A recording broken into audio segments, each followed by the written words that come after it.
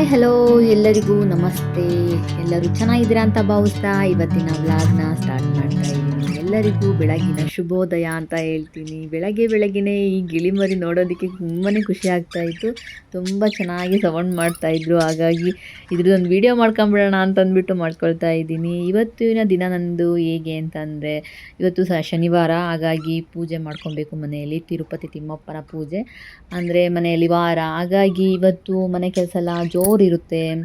ಈ ಮನೆ ಕೆಲಸದ ನಡುವೆ ನಿಮ್ಮ ಜೊತೆ ಒಂದು ವಿಷಯನ ಹಂಚ್ಕೋಬೇಕು ನಾನು. ಆಲ್ರೆಡಿ ತಮ್ನೆಲ್ನಲ್ಲಿ ನೋಡಿರ್ತೀರಾ, ಪರ್ಫೆಕ್ಟ್ ಆಗಿರೋದು ಮುಖ್ಯನಾ ಇಲ್ಲ ಪ್ರಯತ್ನ ಮುಖ್ಯನಾ ಅನ್ನೋದು. ನಾನು ತಿಳಿದಿದ್ದ ಮಟ್ಟಿಗೆ, ನನಗೆ ಅನಿಸಿದ ಮಟ್ಟಿಗೆ ನಾನು ಹೇಳ್ತೀನಿ. ಹಾಗೆ ನಿಮ್ಮ ಅಭಿಪ್ರಾಯನ ನೀವು ತಿಳಿಸ್ಬೋದು ಕಮೆಂಟ್ ಮೂಲಕ. ಯಾವುದೇ ಕೆಲಸ ಆಗಿರ್ಬೋದು, ಯಾವುದೇ ವಿಷಯದಲ್ಲಾಗಿರ್ಬೋದು, ಪರ್ಫೆಕ್ಟ್ ಆಗಿರೋದು ತುಂಬ ಮುಖ್ಯ, ಒಪ್ಕೊತೀನಿ. ಆದರೆ ಪ್ರಯತ್ನನೇ ಪಡದೆ ನಾವು ಪರ್ಫೆಕ್ಟ್ ಆಗ್ತೀವಿ ಅನ್ನೋದು ಯಾವ ಮಟ್ಟಿಗೆ ಸರಿ ಹೇಳಿ ನೋಡೋಣ. ಆರಂಭದಲ್ಲಿ ತಪ್ಪು ಮಾಡಬಹುದು, ಆ ಕೆಲಸ ಸರಿಯಾಗದೇ ಇರಬಹುದು. ಆದರೆ ದಿನಾ ಪ್ರಯತ್ನ ಪಡ್ತಾ ಹೋದರೆ ನಮಗೆ ಅನುಭವ ಸಿಗೋದು ಆ ವಿಷಯದಲ್ಲಿ, ಯಾವುದೇ ವಿಷಯದಲ್ಲಿ ಆಗಿರ್ಬೋದು. ಉದಾಹರಣೆಗೆ ನಾವು ಅಡುಗೆ ಕಲಿಯುವಾಗ ಒಂದೇ ಸಲ ಸಾಂಬಾರು ಪರ್ಫೆಕ್ಟಾಗಿ ರುಚಿಯಾಗಿ ಬಂದ್ಬಿಡೋದಿಲ್ಲ. ಒಂದೊಂದು ದಿನ ಉಪ್ಪು ಜಾಸ್ತಿ ಆಗಿರುತ್ತೆ, ಒಂದೊಂದು ದಿನ ಹುಳಿ ಜಾಸ್ತಿ ಆಗಿರುತ್ತೆ, ಇನ್ನೊಂದೊಂದು ದಿನ ನಾವು ಖಾರ ಜಾಸ್ತಿ ಮಾಡಿಬಿಟ್ಟಿರ್ತೀವಿ, ಇಲ್ಲಾಂದರೆ ಇನ್ನೂ ಏನೋ ಕಮ್ಮಿ ಮಾಡಿಬಿಟ್ಟಿರ್ತೀವಿ. ಆ ಸಾಂಬಾರು ಅನಿಸೋದೇ ಇಲ್ಲ. ನಾವು ದಿನ ಪ್ರಯತ್ನ ಪಡ್ತಾ ನಾವು ದಿನ ಅಡುಗೆ ಕಲಿತಾ ನಾವು ಅಡುಗೆಯಲ್ಲಿ ಪರ್ಫೆಕ್ಟ್ ಆಗೋದು. ಅದಕ್ಕೆ ನಾವು ಏನಾದರೂ ಕೆಲಸ ಮಾಡ್ತೀವಾ, ಮೊದಲು ಸ್ಟಾರ್ಟ್ ಮಾಡಬೇಕು. ಇಲ್ಲ ನಾನು ಮಾಡೋಕ್ಕಾಗಲ್ಲ, ಇಲ್ಲ ಮೊದಲೇ ಪರ್ಫೆಕ್ಟ್ ಆಗಿರಬೇಕು, ಇಲ್ಲ ಚೆನ್ನಾಗಿ ಮಾಡಬೇಕು ಅಂತ ನಾವು ಕಾಯ್ತಾ ಕೂತ್ರೆ ಕಡೆವರೆಗೂ ಆ ಕೆಲಸ ಮಾಡೋದೇ ಇಲ್ಲ.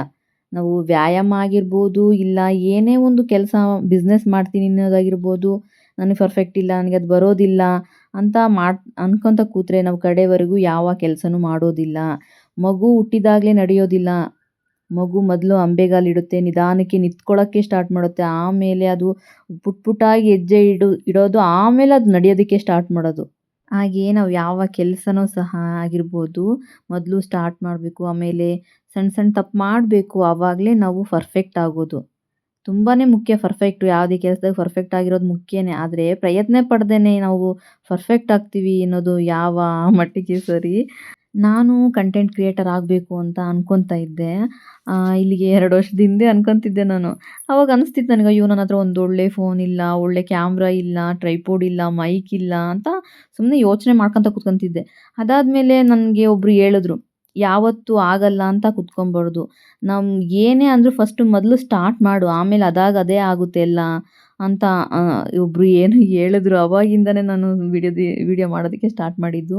ನಾನು ಇನ್ನೂ ಪ್ರಯತ್ನ ಪಡ್ತಾನೇ ಇದ್ದೀನಿ. ನಾನು ಪರ್ಫೆಕ್ಟ್ ಆಗಿದ್ದೀನಿ ಅಂತ ಹೇಳ್ತಾ ಇಲ್ಲ, ನಾನು ಇನ್ನೂ ಪ್ರಯತ್ನ ಪಡ್ತಾ ಇದ್ದೀನಿ. ಏನಕ್ಕೆ ಅಂತಂದರೆ, ನನಗಿನ್ನೂ ಸಹ ಸರಿಯಾಗಿ ಏನೋ ಒಂದು ನೀಟಾಗಿ ಮಾತಾಡೋದಕ್ಕೆ ಬರೋದಿಲ್ಲ ಅಂತ ನಾನು ಒಪ್ಕೊತೀನಿ. ಒಂದೊಂದು ಅಂತಂದರೆ ಕ್ಯಾಮ್ರಾ ಫೇಸ್ ಮಾಡೋದಕ್ಕಾಗೋದಿಲ್ಲ, ನಾಚಿಕೆ ಥರ ಅನಿಸುತ್ತೆ. ಹೀಗೆ ನಾವು ಪ್ರಯತ್ನ ಪಟ್ಕೊಂತ ಆಮೇಲೆ ನಾವು ಪರ್ಫೆಕ್ಟ್ ಆಗೋಣ.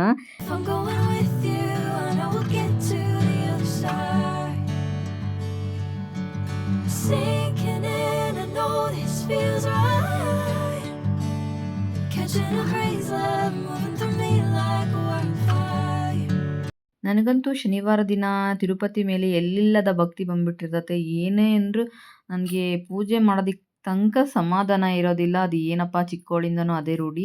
ಹಾಗೆ ಹೆಣ್ಮಕ್ಳು ವಾರ ದಿನಗಳಲ್ಲಿ ರೋಬೋಟ್ ಆಗಿಬಿಟ್ಟಿರ್ತಾರೆ. ಯಾಕಪ್ಪ ಅಂತಂದರೆ ಮನೆ ಕೆಲಸನೂ ಮುಗಿಬೇಕು, ಅಡುಗೆನೂ ಮುಗಿಬೇಕು, ಹಾಗೆ ದೇವ್ರ ಪೂಜೆನೂ ಮುಗಿಬೇಕು ಅಂತೇಳಿ ಫುಲ್ಲು ಫಾಸ್ಟಾಗಿ ಕೆಲಸ ಮಾಡ್ತಿರ್ತಾರೆ. ನಾನು ಸಹ ಇವತ್ತು ಹಂಗೆ ಮಾಡಿದೆ.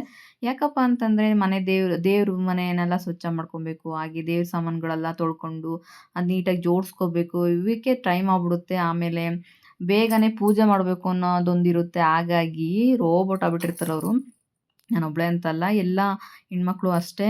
ನೋಡಿ ನಮ್ಮ ಮನೆ ದೇವ್ರ ಮನೆ ಸಿಂಪಲಾಗಿ ಎಷ್ಟು ಚೆನ್ನಾಗಿ ಕಾಣ್ತಾ ಇದೆ. ಇದನ್ನ ಒಂಥರ ದೀಪ ಹಚ್ಚಿದಾಗ ಒಂಥರ ಖುಷಿ ದೇವ್ರ ಮನೆ ನೋಡೋದಕ್ಕೆ. ಹಾಗೆ ನಮ್ಮ ಮನೆಯವರು ಸ್ನ್ಯಾಕ್ಸ್ ಕೇಳ್ತಾ ಇದ್ದರು ಸಂಜೆ. ಹಾಗಾಗಿ ನಾನು ಶೇಂಗಾ ಬೀಜದಲ್ಲಿ ಒಂದು ಸಣ್ಣದಾಗಿ ಪುಟ್ಟದಾಗಿ ಸಿಂಪಲಾಗಿ ಒಂದು ಸ್ನ್ಯಾಕ್ಸ್ ಮಾಡಿದೆ. ಶೇಂಗಾ ಬೀಜ ಚೆನ್ನಾಗಿ ಹುರ್ಕೊಂಡು, ಆಮೇಲೆ ಸಣ್ಣದಾಗಿ ಈರುಳ್ಳಿ ಹೆಚ್ಕೊಂಡು, ಟೊಮೊಟೊ ಹೆಚ್ಕೊಂಡು, ಜೊತೆಗೆ ಹಸಿಮೆಣ್ಸಿನ್ಕಾಯಿನೂ ಹೆಚ್ಕೊಂಡು, ನೀಟಾಗಿ ನಿಂಬೆಹಣ್ಣು ಹಿಂಡ್ಕೊಂಡ್ಬಿಟ್ಟು, ಆಮೇಲೆ ಸ್ವಲ್ಪ ಕಾಯಿನ ತುರಿದಾಕೊಂಡು ಚೆನ್ನಾಗಿ ಕಲಿಸ್ಬಿಟ್ಟು ಟೇಸ್ಟ್ ಮಾಡಿದೆ. ಸೂಪರಾಗಿತ್ತು. ಸಂಜೆ ಸ್ನ್ಯಾಕ್ಸಿಗೆ ಅದು ಇದು ತಿನ್ನೋದಕ್ಕಿಂತ ಈ ಥರ ಒಂದು ಸ್ನ್ಯಾಕ್ಸ್ ಮಾಡ್ಕೊಂಬಿಟ್ರೆ ತುಂಬಾ ಆರೋಗ್ಯಕ್ಕೆ ಒಳ್ಳೆಯದು. ಹಾಗೆ ಹೆಲ್ದಿ ಫ್ಯಾಟ್ ಇರುತ್ತೆ, ಒಳ್ಳೆ ಪ್ರೋಟೀನ್ ಇರುತ್ತೆ. ನಮ್ಮ ಶೇಂಗಾ ಬೀಜದಲ್ಲಿ ಬಡವರ ಬಾದಾಮಿ ಅಂತ ಅಂತಾರೆ ಇದನ್ನೆಲ್ಲರೂ. ಹಾಗೇನಾದ್ರು ಒಳ್ಳೆ ಸ್ನ್ಯಾಕ್ಸ್ ಮಾಡಿ ನಮ್ಮ ಮನೆಯವ್ರಿಗೆ ಕೊಟ್ಟೆ. ಈ ಸ್ನ್ಯಾಕ್ಸ್ ತಿಂದು ನಮ್ಮ ಮನೆಯವರು ಒಂದೊಳ್ಳೆ ಕಮೆಂಟ್ ಕೊಟ್ಟರು, ತುಂಬ ಚೆನ್ನಾಗಿದೆ ಅಂತೇಳಿ. ಈ ಕಮೆಂಟ್ ಕೇಳಿದಾಗ ನಮ್ಮ ಮನಸ್ಸಂತೂ ಹಾರಾಡ್ತಿರುತ್ತೆ. ಅಯ್ಯೋ! ತುಂಬ ಖುಷಿಯಿಂದ ಪರವಾಗಿಲ್ಲ ಅಂತ ನಮಗೆ ನಾವೇ ಅನ್ಕೊತಾ ಇರ್ತೀವಿ. ನೀವು ಒಂದ್ಸಲ ಈ ರೆಸಿಪಿನ ಟ್ರೈ ಮಾಡಿ. ಸಂಜೆ ಟೈಮಲ್ಲಿ ಏನಾದರೂ ತಿನ್ನಬೇಕು ಅನಿಸಿದಾಗ ಹೊರಗಡೆ ಹೋಗಿ ತಿನ್ನಬೇಡಿ. ಮನೆಯಲ್ಲೇ ಈ ರೀತಿ ಶೇಂಗಾ ಬೀಜ ಯಾವಾಗಲೂ ಇರುತ್ತಾ ಮನೆಯಲ್ಲಿ, ಈರುಳ್ಳಿ ಇರುತ್ತಾ, ಟೊಮೊಟೊನೂ ಇರುತ್ತಾ, ಕಾಯಿನೂ ಇರುತ್ತಾ, ಸುಮ್ಮನೆ ಹಿಂಗೊಂದು ಮಾಡ್ಕೊಂಡು ತಿಂದುಬಿಟ್ರೆ ಒಂದೇನೋ ಒಂದು ಸಮಾಧಾನ. ಹೊರಗಡೆ ತಿಂದ್ಬಿಟ್ಟು ಹೊಟ್ಟೆ ಕೆಡಿಸ್ಕೊಂಡ್ರೆ ಯಾರಪ್ಪ ಅದಕ್ಕೆ ಮತ್ತೆ ಅದನ್ನ ಅನುಭವಿಸೋದು. ಹಾಗಾಗಿ ಹೇಳ್ತೀನಿ ಅಷ್ಟೇ. ನಿಮಗೆ ಹೇಗನ್ಸುತ್ತೋ ನಿಮ್ಮ ಬದುಕು ನಿಮ್ಮ ಕೈಯಲ್ಲಿ ಅಂತ ನಾನು ಹೇಳ್ತೀನಿ. ತುಂಬಾ ಚೆನ್ನಾಗಿತ್ತು, ತುಂಬಾ ಟೇಸ್ಟಿಯಾಗಿತ್ತು. ಟೊಮೊಟೊ ಒಂದು ಒಳ್ಳೆ ರುಚಿ ಕೊಡ್ತಾ ಇತ್ತು. ಹಾಗೆ ನಾನು ಒಂದು ಸ್ವಲ್ಪ ತಿನ್ಕೊಂತ ಹೊರಗೆ ಸ್ವಲ್ಪ ಟೈಮ್ ಪಾಸ್ ಹಾಗೆ ಮಾಡಿದೆ. ಇವತ್ತು ಹಾಗೆ ಸಣ್ಣದಾಗಿ ಮಳೆ ಬರ್ತಾ ಇತ್ತು, ಜಿಟಿ ಜಿಟಿ ಮಳೆ. ಜೋರಾಗದು ಬರ್ತಾ ಇಲ್ಲ. ಜೋರಾಗಿ ಬರಬೇಕು ಅಂತಂದರೆ ಗಾಳಿ ಬಿಡದೆ ಸಖತ್ತಾಗಿ ಗಾಳಿ ಬರುತ್ತೆ, ಮೋಡ ಎಲ್ಲ ಮುಂದೆ ಹೋಗ್ಬಿಡುತ್ತೆ. ಹಾಗಾಗಿ ಮಳೆನೇ ಬರ್ತಾ ಇಲ್ಲ. ನನಗೆ ಹೇಗೆ ಅನಿಸುತ್ತಪ್ಪ ಸಣ್ಣದಾಗಿ ಮಳೆ ಬರ್ಬೇಕಾರೆ ಅಂತಂದರೆ, ಈ ವರ್ಷ ಮಳೆ ಅಷ್ಟಾಗಿ ಇಲ್ವಲ್ಲ, ಹಾಗಾಗಿ ನನಗೆ ಹಗ್ಗ ಹಾಕಿ ಎಳೆಯೋಣ ಮೋಡಕ್ಕೆ ಅಂತ ಅನಿಸ್ತಿರುತ್ತೆ. ಮಳೆ ಬರಲಪ್ಪ ಇಲ್ಲಿ ಅಂತ ಅನಿಸ್ತಿರುತ್ತೆ. ಅಷ್ಟು ಬೇಜಾರಾಗತ್ತೆ. ಮಳೆ ಇಲ್ಲ ಈ ವರ್ಷ ಅಷ್ಟಾಗಿ, ತುಂಬಾ ಕಡಿಮೆ ಆಗ್ಬಿಟ್ಟಿದೆ. ಈ ಥರ ಆದರೆ ರೈತರಿಗೆ ತುಂಬ ಕಷ್ಟ ಆಗುತ್ತೆ. ನಮ್ಮ ತಮ್ಮರು ಸಹ ರೈತರು, ಹಾಗಾಗಿ ಹೇಳ್ತಾ ಇದೀನಿ ಅಷ್ಟೇ. ರೈತರಿಗೆ ಮಳೆ ಬರಲಿದ್ರೆ ಕಷ್ಟನಪ್ಪ. ನೀರಿಗೆ ಹಾಹಾಕಾರ ಉಂಟಾಗ್ಬಿಡುತ್ತೆ ಮಳೆ ಬರಲಿದ್ರೆ. ಇಲ್ಲಿ ನಾವಿರೋ ಮನೆ ಹತ್ರ ಹೊಂಗೆ ಮರ ಇದೆ. ಅದು ಬಿಸಿಲಲ್ಲೂ ಸಹ ಎಷ್ಟು ತಣ್ಣಗೆ ಗಾಳಿ ಬೀಸುತ್ತೆ ಗೊತ್ತಾ, ಒಂಥರ AC ಥರ.